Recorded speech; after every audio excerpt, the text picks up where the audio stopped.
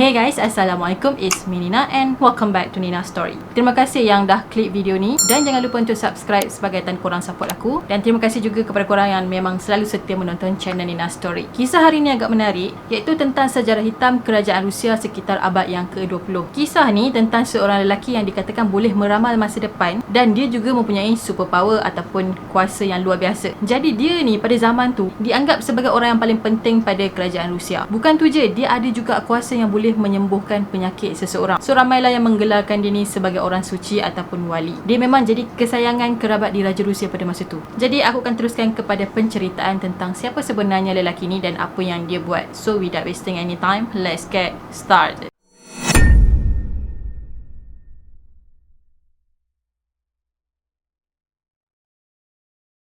Grigory Rasputin atau nama sebenar dia adalah Grigory Yefimovich Rasputin yang telah lahir pada 22 Januari pada tahun 1869. Dia telah lahir di sebuah perkampungan kecil di Siberia. Sepanjang dia membesar, dia tak pernah mendapat pendidikan formal di mana-mana sekolah. So dia memang tak pandai membaca dan juga menulis. Masa dia kecil-kecil dulu, orang kampung anggap dia ni agak special. Diorang rasa dia ni ada kuasa gaib yang boleh sembuhkan orang yang sakit. Ada satu kisah yang mana satu hari Rasputin telah terjatuh dengan abang dia ke dalam sungai. Sungai tu pula memang air dia sejuk dan abang dia mati disebabkan radang paru-paru. Tapi Rasputin ni survive dan dia boleh sembuh. Masa Rasputin sakit, dia ada beritahu dekat mak dia yang dia ada mimpikan seorang perempuan. Perempuan tu datang ke dalam mimpi dia dengan berpakaian warna putih dan juga biru. Lepas tu perempuan tu cakap dekat dia semoga cepat sembuh. Jadi mimpi pasal dia tu, mak dia telah ceritakan kepada seorang paderi dekat kampung dia. Paderi tu kata yang Rasputin ni telah mimpikan Virgin Mary. Berita pasal mimpi dia tu telah kecoh di merata-rata tempat dan sekaligus membuatkan si Rasputin ni menjadi terkenal. Bila masa usia remaja, Rasputin telah belajar di sebuah biara di Rusia. Jadi dekat sini dia telah belajar untuk menjadi seorang pendeta. Tapi tak lama lepas tu dia keluar dari situ sebab dia nak berkahwin. Masa di umur 19 tahun dia telah berkahwin dengan Praskovia Fyodorina. Kemudian hasil perkahwinan diorang mendapat 3 orang anak. Pada tahun 1906, Rasputin telah berhijrah ke St. Petersburg dan meninggalkan keluarga dia. Lepas 2 tahun dia tinggal dekat sana, dia telah dipanggil untuk berubat keluarga diraja. Pada masa tu anak raja ni tengah sakit dan anak lelaki dia tu satu-satunya pewaris tahta kerajaan. Sebabnya anak-anak raja yang lain tu semuanya perempuan, melainkan yang sakit tu je lelaki. Anak raja tadi ataupun nama dia sebagai Alexei sebenarnya menderita penyakit keturunan iaitu hemofilia yang diwarisi daripada mak dia. Jadi penyakit ni sebenarnya boleh diwarisi secara turun-temurun. Orang yang ada penyakit ni dia akan mengalami pendarahan berpanjangan. Sama ada dekat pendarahan otot, sendi ataupun permukaan kulit. Pendarahan ni juga boleh terjadi secara tiba-tiba tanpa sebab. Tapi kalau disebabkan terjatuh ke terhantuk ke, itu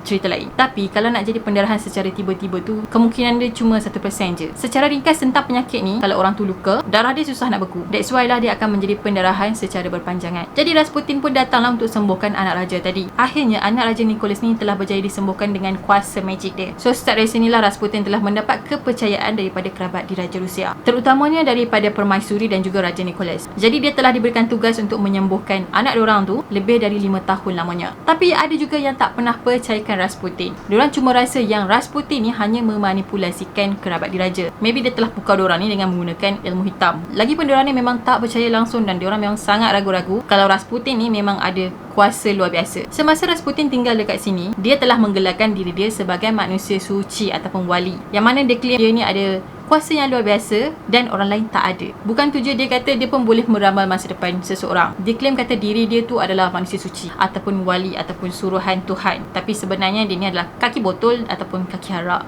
kuat minum arak dan juga kaki perempuan. So dia ni memang sangat-sangat miang. Dah ramai isteri bangsawan yang telah tidur dengan Rasputin dengan alasan untuk menyucikan dosa-dosa diorang. So selepas diorang tidur bersama, dosa-dosa diorang yang dulu ni akan terhapus dan diorang ni dikatakan akan makin dekat dengan rahmat Tuhan. Tapi sebenarnya Rasputin ni adalah penunggang agama yang nak puaskan nafsu sendiri je. Lepas tu permaisuri Raja Nicholas tadi iaitu Alexandra dikatakan suka pada Rasputin. Jadi diorang berdua ni banyak menghabiskan masa bersama-sama dalam istana. Rasputin juga beritahu dekat pegawai-pegawai istana, dia kata yang dia tu merupakan penasihat kepada permaisuri. Jadi tak ada masalah kalau dia nak keluar masuk ataupun berjumpa dengan permaisuri. So bila ada gosip macam ni telah menyebar, golongan kerabat di Raja Rusia memang tak suka dia. Banyaklah konflik yang terjadi disebabkan oleh Rasputin. Lagipun perangai Rasputin ni memang tak senonoh dan dia juga telah menyebarkan ajaran sesat. Ajaran sesat tadi membolehkan penganut agama dia melakukan hubungan badan secara bebas dan juga luar tabi'i. Rasputin juga telah beritahu kepada penganut ajaran sesat dia yang dia ni adalah wali ataupun utusan dari Tuhan hitam yang boleh menghapuskan dosa-dosa diorang. So bertambah ramailah dia punya ahli-ahli tu yang datang menganut ajaran dia ataupun mengamalkan ajaran sesat yang dibawa oleh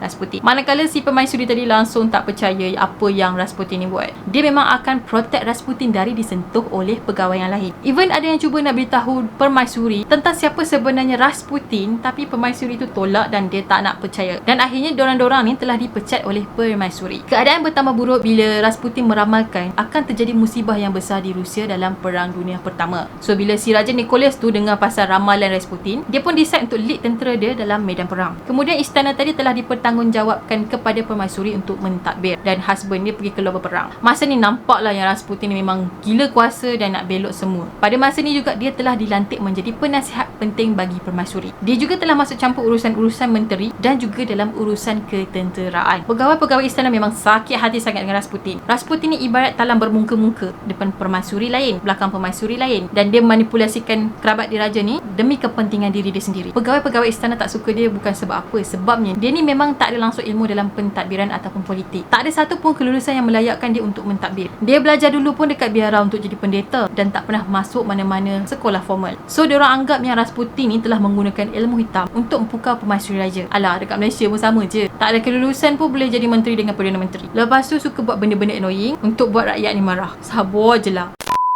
Jadi disebabkan perangai Rasputin ni yang memang menyakitkan hati, dia telah mempunyai ramai musuh. Jadi musuh-musuh dia telah plan untuk hapuskan Rasputin. Pada tahun 1914, seorang pelacur telah diupah untuk menghapuskan Rasputin. Perempuan tadi telah tikam perut Rasputin dengan menggunakan pisau. Tapi pembunuhan tadi tu tak berjaya sebab Rasputin selamat dari serangan tadi. 2 tahun kemudian makin ramai yang bencikan Rasputin. Tahap kebencian diorang dekat dia tu makin membuak-buak. Seorang ahli politik bernama Dmitri telah plan untuk membunuh Rasputin. So Dmitri tadi telah berkomplot dengan anak saudara Raja Nicholas iaitu Yusupov. Pada malam 16 Disember tahun 1916, Rasputin telah dijemput untuk datang ke istana untuk berkenalan dengan Irina. So Irina ni adalah seorang puteri yang cantik yang ada dekat Rusia. Padahal Irina tak ada pun dekat situ. Diorang ni cuma nak perangkap dia je. Sampai je dekat sana, Rasputin telah dibawa ke bilik bawah tanah. And then diorang telah masukkan racun ke dalam makanan dan minuman dia. Tapi kan racun tu langsung tak beri kesan kat dia. Diorang assume maybe Rasputin telah minum banyak arak, so racun tu macam agak neutral sikit dan tak memberi kesan kepada Rasputin. Yusupov tadi memang bengang gila lah, dia punya plan tak jadi. Lepas tu dia tembak Rasputin tepat pada bahagian dada. So orang semua ingat yang Rasputin ni memang dah mati. Bila dicek sekali lagi, rupa-rupanya dia ni masih lagi hidup dan cuba untuk menyerang Yusupov. Yusupov ni pun berlari keluar sampailah dekat kawasan laman istana. Sebabnya dia dikejar oleh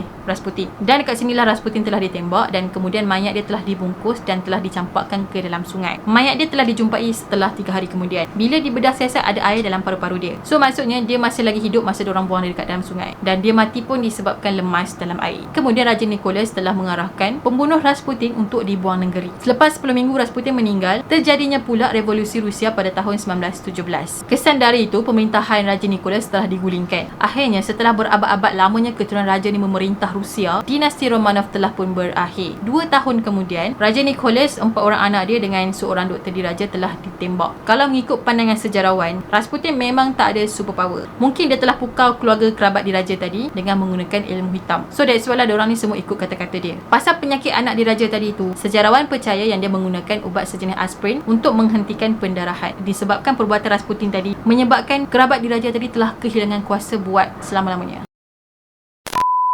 Okay guys, itu sajalah perkongsian aku tentang Rasputin, seorang lelaki yang pernah menjadi pendeta, tiba-tiba jadi orang yang paling penting dalam sebuah pentadbiran kerajaan. Jadi ramai yang percaya sebenarnya dia ni tak ada pun superpower, tapi mungkin dia ni ada ilmu hitam yang boleh buatkan dia pukau diorang ni untuk ikut kata-kata dia. Dia claim kata dia ni adalah seorang yang suci, seorang yang mulia, boleh hapuskan dosa-dosa orang, tapi sebenarnya dia adalah pengguna agama. So dia ni juga sangat-sangat miang dan gatal, pantang nampak perempuan cantik, semua dia nak. Jadi berakhirnya hayat Rasputin ni, so berakhir juga lah pemerintahan kerabat diraja tadi. Even diorang telah memerintah Rusia tu berabad-abad lamanya. Jadi disebabkan Rasputin, semuanya telah musnah. Aku harap korang suka dengan video yang aku kongsikan pada hari ini. Kepada korang yang belum lagi subscribe channel aku, make sure korang subscribe, turn on notification, dan jangan lupa untuk follow aku di Instagram. Kita akan jumpa lagi in next video.